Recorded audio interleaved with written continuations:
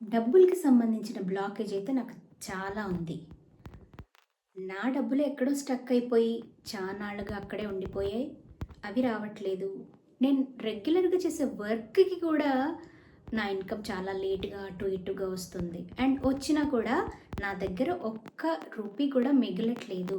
ఇలాంటి అమౌంట్‌కి సంబంధించిన బ్లాకేజెస్ అన్నీ ఫేస్ చేసే వాళ్ళకి చాలా చక్కగా మీరు పాటించాల్సిన ఒక చిన్న టిప్ ఉంది. అది ట్రైడ్ అండ్ టెస్టెడ్ అనమాట.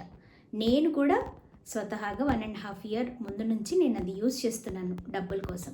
సో, మీరు చేయాల్సిన పని ఏంటంటే, మీరు చక్కగా ఖర్చు పెట్టేటప్పుడు వెదర్ మీరు చేతులతో ఎవరికైనా డబ్బులు ఇచ్చేటప్పుడైనా, లేదంటే అది ఒక యూపీఐ ట్రాన్సాక్షన్ అంటే ఫోన్‌పే కానీ, గూగుల్ పే కానీ ఏ ట్రాన్సాక్షన్ చేసినా కూడా మీరు ఆ ట్రాన్సాక్షన్ చేసినప్పుడు లేదంటే చేతులతో డబ్బులు ఇచ్చేటప్పుడు మీరు చెప్పాల్సిన మాట ఒక చిన్న మాట ఏంటంటే, dear money go with love, grow with love.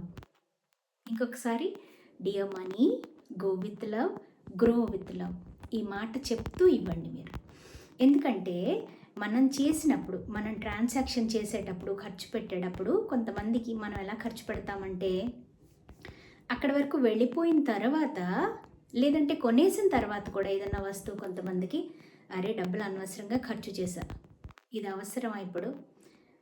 లేదంటే అవసరమైన దానికంటే ఎక్కువ ఖర్చు చేసేసాను, డబ్బులు అస్సలు ఉండట్లేదు నా చేతుల్లో. ఇలాంటివన్నీ మనం అనుకుంటూ ఉంటాం కదా. దానివల్ల డబ్బు మనం ఏ మాట అయితే చెప్తున్నామో దానికి కట్టుబడి అది ప్రవర్తిస్తుంది. అది కూడా ఒక ఎనర్జీ, పవర్ఫుల్ ఎనర్జీ. సో, ఎక్కువ ఖర్చు పెట్టామేమో, అనవసరంగా ఖర్చు పెట్టామేమో, లేకపోతే అవసరం లేకుండానే ఖర్చు పెట్టామేమో, ఖర్చు పెట్టకుండా ఉండాల్సింది. ఇలాంటి అన్ని ఎమోషన్స్ వల్ల డబ్బులు బ్లాకేజ్ ఏర్పడుతుంది.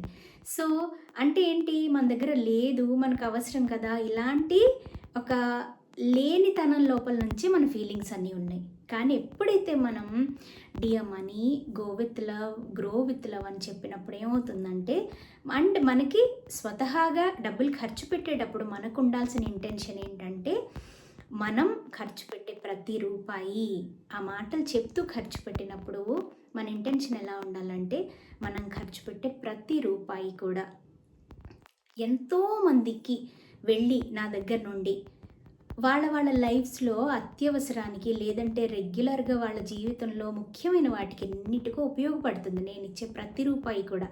కొంతమంది ఇళ్లల్లో అది స్కూల్ ఫీజెస్ కట్టడానికి ఉపయోగపడొచ్చు పిల్లలకి, లేదంటే మెడిసిన్స్ తెచ్చుకోవటానికి ఉపయోగపడొచ్చు, లేదంటే కడుపు నిండా వాళ్ళు భోంచేయటానికి సరుకులు తెచ్చుకోవడానికి ఉపయోగపడొచ్చు. ఎంతమందికి మనం ఇచ్చే ఒక రూ. 100 ఎంతమందికి, ఎన్ని ఫ్యామిలీస్‌కి అది డిస్ట్రిబ్యూట్ అవుతుంది మనకు తెలియకుండా. సో, అలా అంతమందికి హెల్ప్ చేసే పొజిషన్‌లో నన్ను ఉంచినందుకు థ్యాంక్ యూ మనీ అని చెప్పాలి ఫస్ట్. సో, నేను ఖర్చు పెట్టే ప్రతి రూపాయి ఎంతోమందికి హెల్ప్ చేసి మళ్ళీ అది ఎన్నో రెట్లు పెరిగి మళ్ళీ తిరిగి నన్నే వచ్చి చేరుకుంటుంది. అలాంటి ఇంటెన్షన్‌తో మీరు ఖర్చు పెట్టాలి. ఆ ఇంటెన్షన్ ఈ పదాల ద్వారా చాలా చక్కగా వస్తుందన్నమాట. Dear money go with love and grow with love. So, ఇక నుండి మీరు ఖర్చు పెట్టేటప్పుడు, ఆ ట్రాన్సాక్షన్ చేసేటప్పుడు ఈ పదాన్ని మీరు కూడా ఉపయోగించండి. ఆ రిజల్ట్ ఏమొచ్చిందనేది కామెంట్ సెక్షన్‌లో తర్వాత చెప్పండి. Thank you.